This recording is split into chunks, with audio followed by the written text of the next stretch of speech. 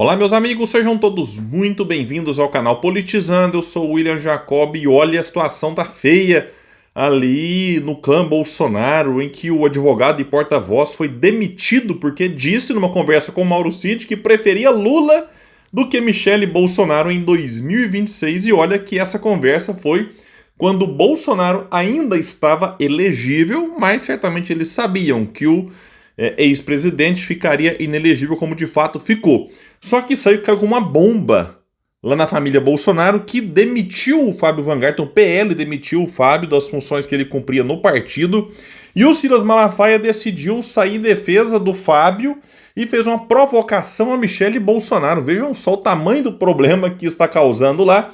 E vamos falar também do Pablo Marçal, que virou réu numa ação importante e, demorou, mas virou. Vamos trazer detalhes aqui, só que antes quero pedir a sua ajuda.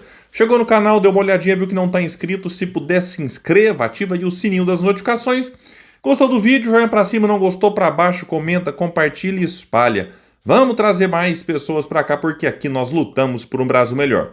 Pessoal, vamos trazer aqui a cutucada do Malafaia na Michele Bolsonaro, mas antes vamos dar uma contextualizada. Aqui vai dizer que a demissão de Fábio Van Garten ocorreu após a divulgação de conversas interceptadas pela Polícia Federal, reveladas pelo portal UOL na semana passada. Nos diálogos, o então assessor, o Fábio Van Garten, criticava Michele em mensagens enviadas ao tenente-coronel Mauro Cid, que era ajudante de ordens de Bolsonaro na ocasião, inclusive. Em um dos trechos, Van Garten, eles eram tipo assim, colegas de trabalho, né? Um assessor e o outro ajudante de ordens. Em um dos trechos, Van Garten compartilha com Mauro Cid a informação de que o PL cogitava lançar Michele como candidata à presidência em 26, caso Bolsonaro fosse declarado inelegível, como de fato foi, mas na época da conversa não tinha sido ainda. Questionado sobre a possibilidade, Mauro Cid ironizou: "Prefiro Lula, ha ha ha ha." E o Van Garten respondeu: "Idem." Ou seja, eu também prefiro Lula do que a Michele Bolsonaro. Vejam só, as críticas à ex-primeira-dama seguiram nos dias seguintes. Em outro momento, ao comentarem sobre o salário de R$ 39 mil que o PL pretendia pagar a Michele, e de fato está pagando, Cid enviou um áudio avaliando que ela seria destruída se entrasse para a política por ter muita coisa suja. Ei, ai, hein?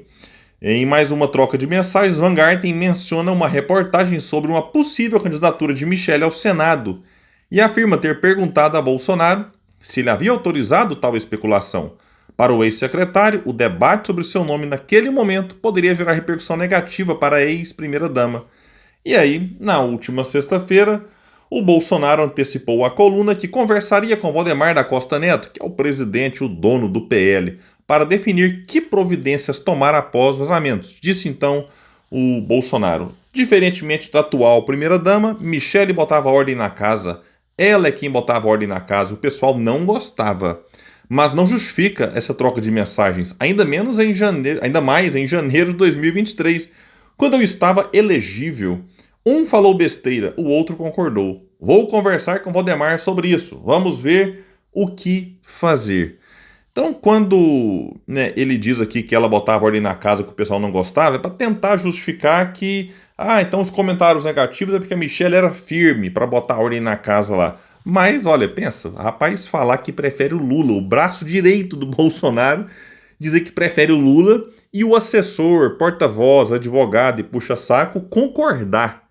Isso aqui, e aí, só que perto dela de certo, ô Michele, nós te queremos bem, nós vamos te dar todo o apoio, mas no particular falava a verdade. Ou seja, não confia na Michele Bolsonaro. Se nem quem está do lado ali confia, como é que a gente vai acreditar nela? Aqui vai dizer que o Igor Gadelha informou nesta segunda que a demissão de Fábio Van Garten ocorreu a pedido de Michele, que ficou incomodada ao ler que ele e Mauro Cid afirmaram preferir votar em Lula a votar nela. Então, é o seguinte, quem demitiu o Fábio Van Garten foi, na prática, a Michele. Ela mandou ser demitida e quem cumpriu a ordem ali foi o Valdemar da Costa Neto, que é o dono do PL. E o Malafaia não gostou. O Malafaia, então, soltou os cachorros aqui de uma forma indireta, mas para quem sabe ler um pinga-letra. Referindo-se aqui a Michele, disse ele: "Você tem minha solidariedade", o Fábio, né?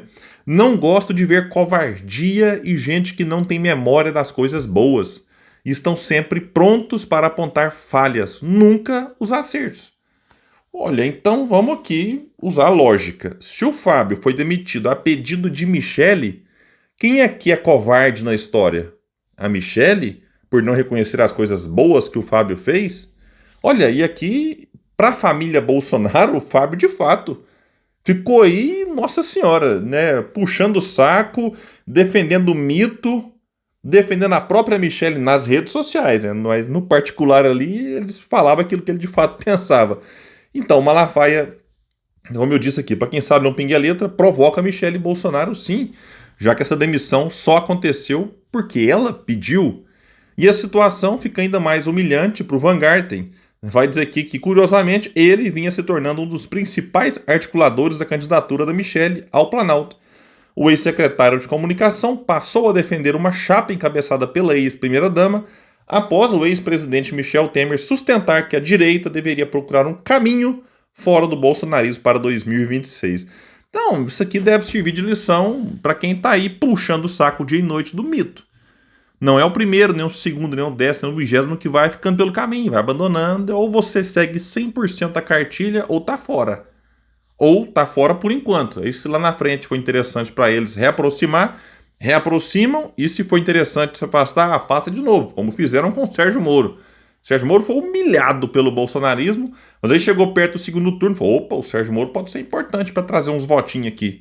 Aí se aproximou de novo. O Sérgio Moro foi até no debate da Globo e outros. O Bolsonaro começava a falar, aí o Sérgio Moro assumia o lugar. Acabou a eleição, alguém já viu o Sérgio Moro com o Bolsonaro aí? Acabou! E olha que o Sérgio Moro já estava eleito senador, então o Moro nem precisava ficar naquela também humilhação ali, mas foi lá lamber as botas do Bolsonaro. Aí que sirva de lição, foi descartado. Como muitos alertaram que seria, mas tava o Moro se pensando que é papel ridículo. Então tá aí, mais um deixado pelo caminho e não será o último. Em breve teremos novos vídeos nesse sentido aqui, podem ficar tranquilos. Pessoal, vamos falar aqui do coach perdido na montanha e agora essa perdida dele por lá tá custando caro, hein? Ele foi com 32 pessoas numa expedição com uma irresponsabilidade imensa, totalmente despreparado e colocando em risco a vida das pessoas. E aí foram resgatados, numa situação ali extrema, pelo corpo de bombeiros, ele que, né, fala tão mal aí, o Estado, não sei o que e tal, o Estado é que teve que ir lá salvar ele, não a iniciativa privada, ele ter ligado para algum amigo dele aí e tal, para ir lá, mas não, ligou para o bombeiro, né? Agora aqui parece que essa brincadeira, né, vai custar caro para ele. Diz aqui que a Justiça de São Paulo aceitou hoje a denúncia e tornou o coach Pablo Marçal réu por arriscar a vida de 32 pessoas em uma expedição ao Pico dos Marins em 2022. Ele disse em nota, em março deste ano, que provaria sua inocência à justiça, mas a juíza considerou que a denúncia contém provas suficientes para instaurar um processo criminal. A defesa dele terá 10 dias para se manifestar. O episódio tornou Marçal conhecido nacionalmente, ou seja, quase matou aquelas pessoas, né, colocando elas num risco ali, e gerou like para ele, gerou ficar conhecido. Nossa, o influenciador foi ali, e aí manchete no Globo, na Record, SBT, Band. Pois é, então para ele foi importante em termos de visibilidade. Aqui vai dizer que liderou um grupo de pessoas sem experiência numa subida a um dos pontos mais altos do estado de São Paulo, em meio a condições climáticas adversas. O Corpo de Bombeiros teve que resgatar o grupo, que enfrentou névoa, ventania e fortes chuvas. Mesmo com advertências para recuar, Marçal teria constrangido os seguidores, dizendo que seriam fracos e incapazes se não continuassem no desafio, segundo a própria denúncia.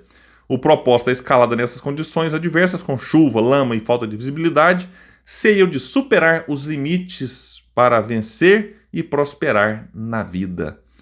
Pois é, promotores ressaltaram que Marçal expôs a risco de vida e a saúde de todos que o acompanhavam. Então tá ali. Agora é evidente que isso aqui de fato é uma coisa gravíssima. Eu não fui nesse pico em específico, conheço outros ali na região. E posso dizer para vocês, se você não tiver experiência, muito preparo, inclusive físico, mental, né, estar preparado com equipamento correto para enfrentar frio, chuva, eu já enfrentei. Eu já estive ali no Pico da Pedra da Mina, um dos mais altos do país. Pico dos Três Estados, Capim Amarelo, eu conheço vários ali. Então, é uma situação realmente muito complicada. Mesmo quem é preparado física e mentalmente, que vai com equipamento, com mochila, com agasalho, você às vezes passa um aperto lá que não é brincadeira, não. Aí o Pablo Marçal, o pessoal querendo desistir. Não, quem desistir é fraco, quem desistir não sei o quê, tem que vencer na vida. Que é isso, rapaz? Então ele, sim, deu muita sorte de não ter morrido ninguém naquele episódio, que seria uma tragédia, né, com vítimas fatais. E não morreu, ainda bem, graças a Deus, mas essa irresponsabilidade dele não pode ficar por isso mesmo. Agora, o tipo de punição que vai ter, a matéria não explica, mas eu espero, né, que ele pague caro, né, por esse ato e por outros que eu acho que ele cometeu aí, que não podem ficar impunes pela justiça. Gente, então é isso, eu fico por aqui. Bora espalhar o vídeo, trazer mais pessoas, porque aqui nós lutamos por um Brasil melhor. Até mais, gente. Valeu!